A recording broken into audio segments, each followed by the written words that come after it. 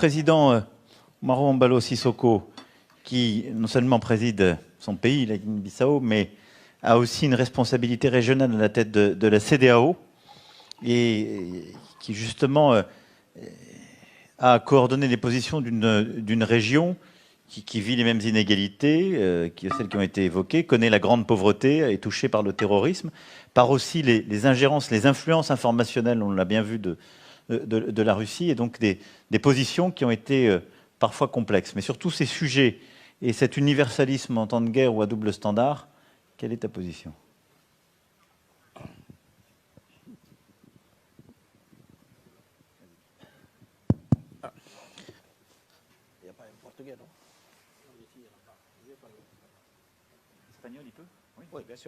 Muchas gracias, presidente José Macron. Emmanuel Macron, yo pienso que es muy importante que nosotros todos reflectimos cómo acabar con la guerra, hambre y epidemia. Je disais, Monsieur le Président, que hay cosas que nos tocan bastante.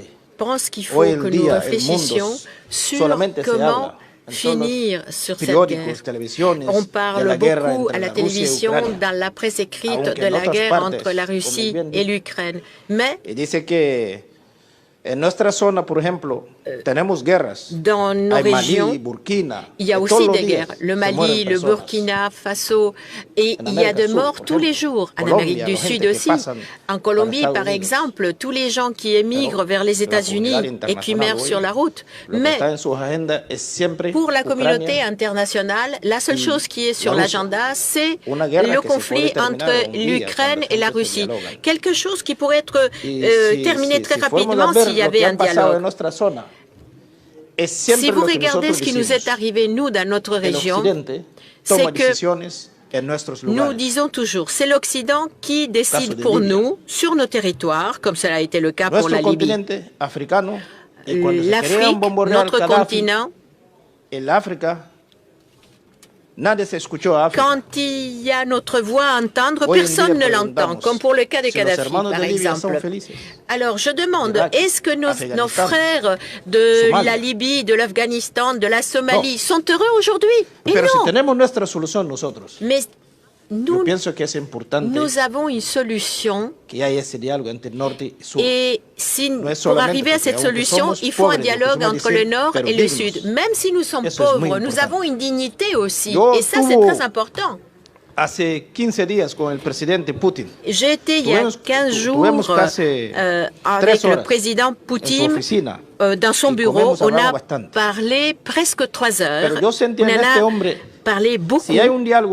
Et moi, j'ai eu l'impression que s'il y avait un dialogue sérieux, la guerre pourrait finir très très vite. Et évidemment, lui, il a une grosse responsabilité là-dedans. Et quand il m'accompagnait, quand je partais, il m'a dit donner une grande accolade de ma part à mon frère Macron. Oui, c'est Poutine qui m'a dit ça. Hein? Et il me l'a même dit en anglais. A big hug to my brother Macron. Voilà, voilà, il me l'a dit comme ça. Pero yo llegué también. Muchas gracias. Yo llegué à Kiev. Quand je suis allé à Kiev, de la boda, frontera qui se trouve à 12 heures de la frontière de Pologne. Et quand j'allais vers l'Ukraine,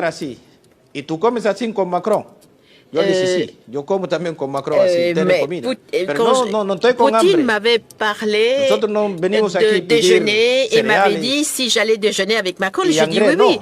Mais je dis le problème, c'est pas que je déjeune avec Macron. Le problème, c'est que je veux faire entendre la voix de l'Afrique, la voix de la paix, parce que la paix ne peut pas être seulement d'un seul continent. Il faut entendre la voix des autres pays aussi, une voix internationale. Donc, je disais que quand j'allais vers Kiev, j'ai vu la destruction qui avait été causée par la guerre. Et je parlais avec le président Zelensky, et je dis à Zelensky, écoute, il faut que tu parles avec Poutine. Parce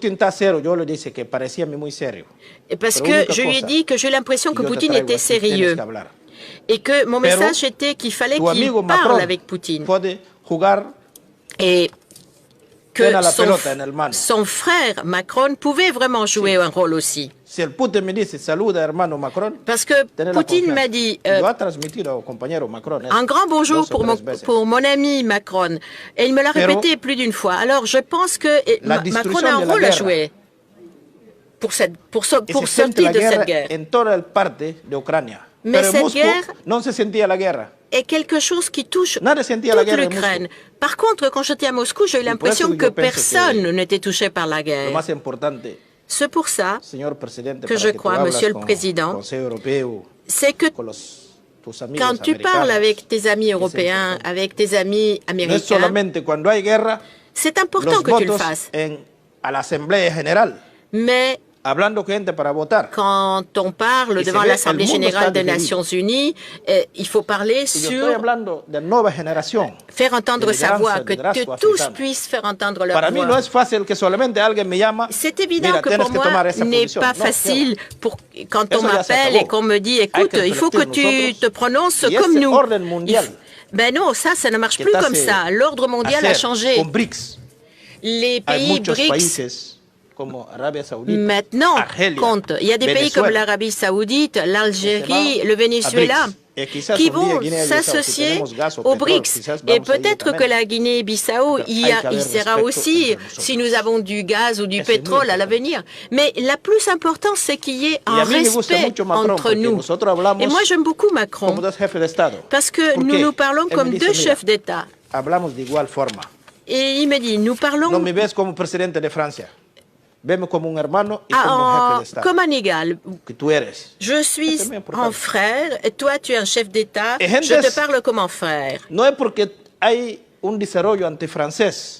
Mais il ne s'agit pas qu'il y ait un sentiment anti-français dans l'Afrique de l'Ouest. Non, ce n'est pas du tout ça la situation.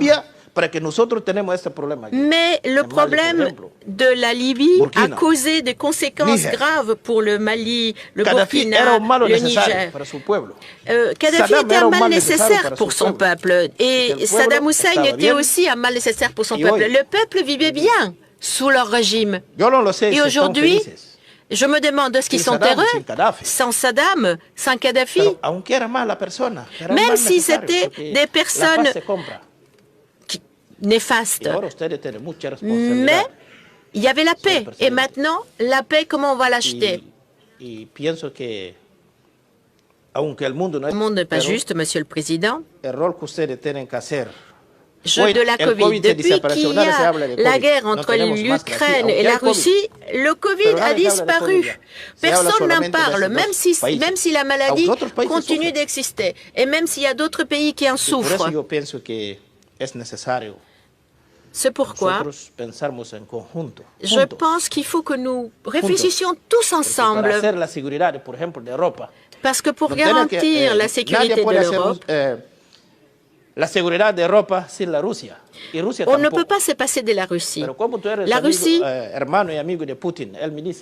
est importante pour la sécurité de l'Europe. Et c'est pour ça que Poutine m'a dit que Macron était important pour finir la guerre. Et il faut parler à Zelensky de ça. C'est très facile. Et je le dis parce que c'est la sensation que j'ai eue quand Poutine m'a parlé de toi. Il m'a parlé de toi 3 fois. Il m'a dit à la fin une grande accolade à mon ami Macron, qui a une responsabilité, la responsabilité de finir avec cette guerre et de penser aussi à d'autres pays comme par exemple ceux de l'Amérique latine. Parce que dès qu'il y a un problème dans un continent, il faut parler avec les gens du continent, parce que cela aiderait énormément. Et on a des exemples de la FAO, le fameux logo de la FAO, Fiat Panis.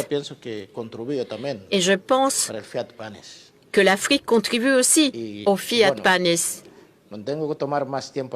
Bien, je vais m'arrêter parce qu'il faut laisser la parole aussi aux autres et il faut surtout écouter un représentant du PAM parce que c'est celui de Fiat Panis.